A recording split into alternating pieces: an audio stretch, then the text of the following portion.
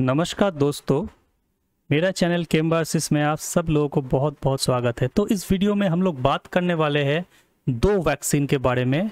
एक का नाम है कोवैक्सीन और दूसरे का नाम है कोविशील्ड। तो ये जो दो वैक्सीन है वो अभी भारत में सबसे ज़्यादा मात्रा में दिया जा रहा है, ये सब वैक्सीन का डोजेस। तो आइए समझते हैं इस वीडियो में कि आखिर ये कोवैक्सीन और कोविशील्ड, ये जो दो वैक्सीन है, इस दो वैक्सीन के बीच में आखिर क्या डिफरेंस है और इन दोनों वैक्सीन का एफिकेसी और इफेक्टिवनेस में भी क्या क्या डिफरेंस है। ये सब कुछ जानने के लिए इस वीडियो को आखिर तक ज़रूर देखिए। तो चलिए आगे बढ़ाते हैं इस वीडियो को। तो पहले आ जाते हैं कि ये जो कोवैक्सीन है वो किसने बनाया। तो ये जो कोवैक्सीन है इसको बनाया है एक हैदराबाद बेस्ड कंपनी जिसका नाम है भारत बायोएनटेक। और ये जो भारत बायोएनटेक इंटरनेशनल लिमिटेड है उसने ICMR और NIV that is national institute of virology, इन दोनों के साथ कोलाबोरेट करके मिलके ये वैक्सीन बनाया है। तो ये जो वैक्सीन है ये पूरी तरह से इंडिजीनियसली भारत में बनाया गया वैक्सीन है। और दूसरी तरफ कोविशील्ड को अगर हम लोग देखेंगे तो ये जो कोविशील्ड है ये डेवलप किया है ऑक्सफोर्ड यूनिवर्सिटी और एस्ट्राजेनेका एक कंपनी, ये दोनों ने एक पार्टनरशिप करके ये वैक्सीन बनाया है। और ये वैक्सीन इंडिया में प्रोड्यूस कर रहा है सीरम इंस्टीट्यूट ऑफ इंडिया। तो आप देख सकते हैं कि ये जो कोविशील्ड है ये बेसिकली जो डेवलपर है ये वैक्सीन का वो बाहर का है, UK बेस्ड वैक्सीन है, लेकिन ये इंडिया में मैन्युफैक्चर करने का काम करते हैं सीरम इंस्टीट्यूट ऑफ इंडिया। तो दोनों ही वैक्सीन इंडिया में ही मैन्युफैक्चर होता है। तो चलिए अभी समझते हैं कि ये दो जो वैक्सीन है, ये जो दो वैक्सीन के बीच में बेसिक डिफरेंस क्या होता है, कैसे ये दो वैक्सीन काम करता है। तो ये जो कोवैक्सीन है ये एक तरह का इनएक्टिवेटेड वायरल वैक्सीन कहा जाता है। तो दोस्तों वैक्सीन बेसिकली 3 टाइप का होता है, आप देख सकते हैं इस पिक्चर में। एक को कहा जाता है इनएक्टिवेटेड वैक्सीन। इस इनएक्टिवेटेड वैक्सीन में क्या किया जाता है कि जो रियल वायरस है उसको कुछ केमिकल या कोई फिजिकल प्रोसेस से उसको पूरी तरह से इनएक्टिवेट कर दिया जाता है। तो वो जब कोई भी पेशेंट्स के शरीर में प्रवेश करता है तो वो बिल्कुल नुकसान नहीं पहुंचाता। दूसरी तरह का वैक्सीन है जिसमें एक वायरस यूज़ किया जाता है जिसको ऑलमोस्ट एटीन्यूएटेड कर दिया जाता है, मतलब उसका जो क्षमता या जो भी पावर है डिजीज़ को स्प्रेड करने का उसको पूरी तरह से कम कर दिया जाता है। तो ये वैक्सीन भी जब पेशेंट के शरीर में एडमिनिस्ट्रेट किया जाता है तो वो पेशेंट्स को कम नुकसान या फिर बिल्कुल भी नुकसान नहीं पहुंचाता। और तीसरा टाइप का जो वैक्सीन है उसको कहा जाता है वायरल वेक्टर वैक्सीन। ये थोड़ा नए ज़माने का वैक्सीन कहा जा सकता है। तो इसमें क्या किया जाता है कि ये जो वायरस, कोई भी जो वायरस जिसके खिलाफ वो वैक्सीन बनाया जाता है उस वायरस का बेसिकली जेनेटिक कोड को यूज़ किया जाता है। वो जेनेटिक कोड DNA भी हो सकता है, वो जेनेटिक कोड RNA भी हो सकता है। तो वो जेनेटिक कोड को हमारे बॉडी में थ्रू इंजेक्शन डाला जाता है और वो जेनेटिक कोड जब हमारे बॉडी के अंदर जाता है तो उस जेनेटिक कोड में कुछ पर्टिकुलर इंस्ट्रक्शन होता है और वो इंस्ट्रक्शन पढ़ के हमारा बॉडी उस वायरस का कुछ पर्टिकुलर प्रोटीन बनाता है। तो ऐसे ये वैक्सीन काम करता है। लेकिन जो बात है कि तीनों टाइप का जो वैक्सीन इनएक्टिवेटेड हो या लाइव एटीन्यूएटेड हो या वायरल वेक्टर हो, तीनों वैक्सीन का जो मेन काम है वो है कि हमारा जो इम्यून सिस्टम है या फिर जो डिफेंस सिस्टम है उसको पूरी तरह से तैयार करना।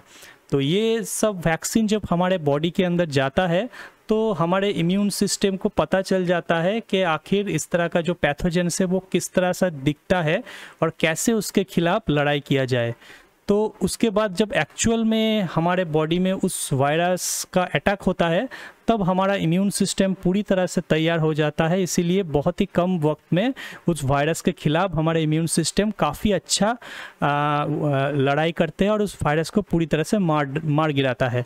तो इसीलिए वैक्सीन लेना बहुत ही ज़रूरी है। वैक्सीन लेने से हमारे बॉडी पहले से ही उस वायरस के खिलाफ पूरी तरह से तैयार रहते हैं। तो ये हो गया वैक्सीन का बेसिक डेफिनेशन। और ये जो कोवैक्सीन है, जो जब हम लोग कोवैक्सीन के बारे में बता रहे थे, तो ये कोवैक्सीन बेसिकली ये इनएक्टिवेटेड जो वायरस होता है उसको हमारे बॉडी के अंदर इंजेक्ट करता है। तो ये जो कोवैक्सीन बनाने का जो फॉर्मूला है या फिर जो तरीका है, ये बहुत ही ओल्ड तरीका है। बहुत सारे डिजीज़ के खिलाफ लड़ाई करने के लिए इस तरह का इनएक्टिवेटेड वैक्सीन हमने पहले भी यूज़ किया है, जैसे सीजनल इन्फ्लुएंजा हो या रेबीज हो, पोलियो हो, जापानीज एन्केफेलाइटिस हो। इस तरह का जो भी ये सब डिजीज़ के खिलाफ जितने भी वैक्सीन बनाया गया है, उसमें इस तरह का इनएक्टिवेटेड वैक्सीन काफ़ी यूज़ किया गया है। तो ये जो फॉर्मूला है या फिर ये जो मेथोडोलॉजी है, ये काफ़ी पुराना और वेल रिलायबल मेथोडोलॉजी है। अभी आ जाते हैं कि कोविशील्ड के कैसे काम करते हैं उसके बारे में। तो ये जो कोविशील्ड है, इसको वायरल वेक्टर वैक्सीन भी कहा जाता है। तो इसमें क्या होता है कि एक तरह का जो शिम्पैंजी एडिनोवायरस होता है, आप देख सकते हैं शिम्पैंजी एडिनोवायरस एक तरह का वायरस होता है जो कि शिम्पैंजी के बॉडी में जब वो प्रवेश करता है तो उसको कई तरह के जुकाम, सीजनल फ्लू, इस तरह का चीज़ें होता है। तो ये जो उसके लिए जो जिम्मेदार जो वायरस है उसको कहा जाता है शिम्पैंजी एडिनोवायरस। तो एक इस तरह का एक शिम्पैंजी एडिनोवायरस को लिया जाता है, उसको पहले इनएक्टिवेटेड कर दिया जाता है और उसके बाद उस शिम्पैंजी एडिनोवायरस के अंदर वो जो SARS-CoV-2 वायरस का कुछ पर्टिकुलर DNA उसके अंदर डाला जाता है। तो ये जो शिम्पैंजी एडिनोवायरस है, ये एक होस्ट के तरह काम करता है और इसके अंदर रहता है उस वायरल जो कोविड-19 वायरस का DNA या फिर जेनेटिक मटेरियल। तो अभी जब ये तो आप देख सकते हैं कि इसीलिए इस तरह का जो एडिनोवायरस होता है उसको वेक्टर ऑफ द वैक्सीन कहा जाता है। वेक्टर का मतलब है वाहक। आप देख सकेंगे कि मच्छर जो होता है, मच्छर भी कई तरह के रोग जीवाणु लेके हमारे बॉडी में इंजेक्ट कर देता है, मच्छर या मॉस्किटो, इसीलिए उसको भी एक तरह का वेक्टर कहा जाता है। तो जो भी कुछ चीज़ एक जगह से एक दूसरे जगह पे ट्रांसफ़र करते हैं या ट्रांसपोर्ट करते हैं, उस तरह का चीज़ को वेक्टर या वाहक कहा जाता है। तो यहाँ पे ये जो एडिनोवायरस यूज़ किया जाता है, शिम्पैंजी एडिनोवायरस, वो एक तरह का वेक्टर है और वो क्या कैरी करता है, वो कैरी करता है उस कोविड-19 वायरस का कुछ पर्टिकुलर DNA इंस्ट्रक्शन को। तो अब क्या होता है कि जब ये DNA इंस्ट्रक्शन हमारे बॉडी के अंदर जाता है तो हमारे बॉडी का कुछ पर्टिकुलर पोर्शन है, वो उस DNA का जो इंस्ट्रक्शन है, वो DNA पहले RNA में कन्वर्ट होता है। पहले वो DNA हमारे बॉडी के अंदर जाता है और कुछ प्रोसेस के दौरान वो DNA RNA में कन्वर्ट होता है और हमारे बॉडी का कुछ पार्ट्स होता है, वो पार्ट्स उस RNA का वो RNA बेसिकली कुछ पर्टिकुलर इंस्ट्रक्शन कैरी करते हैं और वो इंस्ट्रक्शन को जब हमारे बॉडी का कुछ पार्ट्स पढ़ते हैं या रीड करते हैं और उसके हिसाब से उस वायरस का, कोविड-19 वायरस का कुछ पर्टिकुलर स्पाइक प्रोटीन होता है जो हमारे बॉडी के अंदर तैयार करते हैं। तो ये स्पाइक प्रोटीन को देख के हमारे बॉडी का जो इम्यून सेल होता है, जैसे कि T सेल या फिर B सेल, ये स्पाइक प्रोटीन को देख के तुरंत रिएक्टिव हो जाता है और इससे उन लोगों को पता चल जाता है कि ये जो कोविड-19 वायरस का जो प्रोटीन है वो किस तरह से दिखता है और उसके खिलाफ कैसे लड़ा जाए। तो ये इस तरह से कोविशील्ड वैक्सीन हमारे बॉडी के अंदर काम करता है। तो दोनों का काम करने का मेथोडोलॉजी पूरी तरह से अलग है, लेकिन दोनों का मेन काम वही है कि हमारे बॉडी के जो इम्यून सेल्स होता है, इस तरह का B सेल्स या T सेल्स, उसको पहले से ही प्रिपेयर कर देना कि जब एक्चुअल में वो वायरस हमारे बॉडी को अटैक करे तब हमारा जो इम्यून सिस्टम है पूरी तरह से प्रिपेयर रहे ताकि हमें उस वायरस से कम नुकसान हो। ठीक है, तो ये जो दोनों ही वैक्सीन है, that is Covaxin and Covishield, वो बेसिकली 2 डोज में दिया जाता है और हर डोज का जो अमाउंट रहता है वो करीब 0.5 ml होता है, जो अपर आर्म के जो रीजन होता है वहाँ पे दिया जाता है। और ये जो कोवैक्सीन होता है उसमें 2 डोज के बीच में जो गैप होता है वो 4 से 6 हफ्ते के बीच में होता है और जो कोविशील्ड वैक्सीन है उसमें 2 डोज के बीच में गैप 84 डेज या फिर 12 से 16 हफ्ते के अंदर अंतर होता है। तो ये डोज के अंदर जो डोज दिया जाता है उसमें जो गैप होता है उसमें इन दोनों वैक्सीन के बीच में एक डिफरेंस है। और दोनों ही वैक्सीन, कोविशील्ड या कोवैक्सीन, दोनों ही वैक्सीन को स्टोरेज करना बहुत ही आसान है और दोनों वैक्सीन को स्टोर करने के लिए 2 से 8 डिग्री टेम्परेचर का ही ज़रूरत होता है। तो ये बहुत ही कन्वीनियंट टेम्परेचर है। ये टेम्परेचर हमारा जो हाउस होल्ड रेफ्रिजरेटर है उसी में ही वो टेम्परेचर हम आसानी से रीच हो जाता है। तो इस तरह का वैक्सीन को इसलिए प्रिजर्व करना या एक जगह से दूसरे जगह में ट्रांसपोर्ट करके लेके जाना बिल्कुल भी मुश्किल नहीं है। इसीलिए ये 2 वैक्सीन, कोविशील्ड और कोवैक्सीन, हमारे इंडियन कंडीशन के लिए काफ़ी परफेक्ट बैठता है। अगर एफिकेसी का बात किया जाए तो एफिकेसी के मामले में अगर देखा जाए तो ये कोवैक्सीन का जो एफिकेसी है वो दैट इज़ अराउंड 78 to 95%, और ये जो कोविशील्ड का है वो एफिकेसी वो है 70 to 90%। तो आप देख सकते हैं कि दोनों ही जो वैक्सीन है दैट इज़ कोवैक्सीन और कोविशील्ड, दोनों का ही एफिकेसी काफ़ी ज़्यादा अच्छा है। और ये जो एफिकेसी मैंने बताया ये after the administration of the second dose.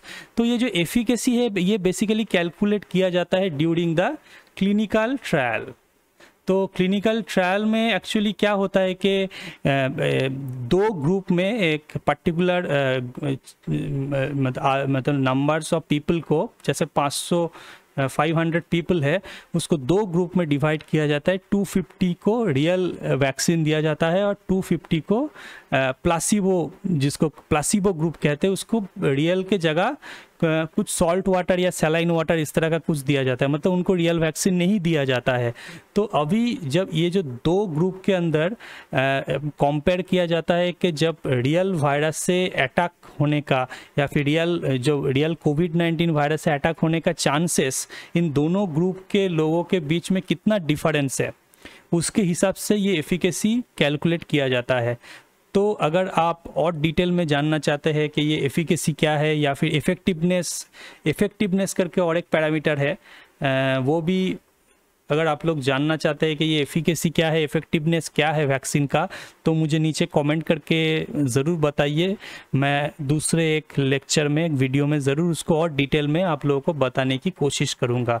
तो दोनों ही वैक्सीन का एफिकेसी काफ़ी सेटिस्फाइंग है और दोनों ही वैक्सीन हम कोविड-19 के खिलाफ लड़ने के लिए काफ़ी मददगार साबित हुआ है। और दोस्तों, आपको जो भी वैक्सीन मिले बिना हिचकिचाए आप ले लीजिए और कोविड-19 या कोरोना महामारी से बिल्कुल अपने आप को सुरक्षित रखिए। और एक बात बहुत ही इम्पोर्टेंट है कि आफ्टर बीइंग फुल्ली वैक्सीनेटेड, फिर भी आपको जो कोविड का जो प्रोटोकॉल है, जैसे मास्क पहन के रखना, 2 गज की दूरी बनाए रखना, ये जो कोविड अप्रोप्रिएट प्रोटोकॉल है, ये सब बिल्कुल मान के चलना है। क्योंकि ये जो कोरोना वायरस का जो बीमारी है या फिर ये जो पैंडेमिक है, ये जाने में अभी बहुत टाइम लगने वाला है। तो जब तक नहीं जाता है तब तक ये सब जो भी प्रोटोकॉल है उसका पालन करना बहुत ही ज़रूरी है, even after getting fully vaccinated. तो दोस्तों, उम्मीद है आपको ये वीडियो अच्छा लगा है। अगर आपको ये वीडियो अच्छा लगा है तो मेरे YouTube चैनल केमबायोसिस को सब्सक्राइब करना बिल्कुल मत भूलिए और अपना बहुत बहुत ख्याल रखिए। मिलते हैं नेक्स्ट वीडियो में।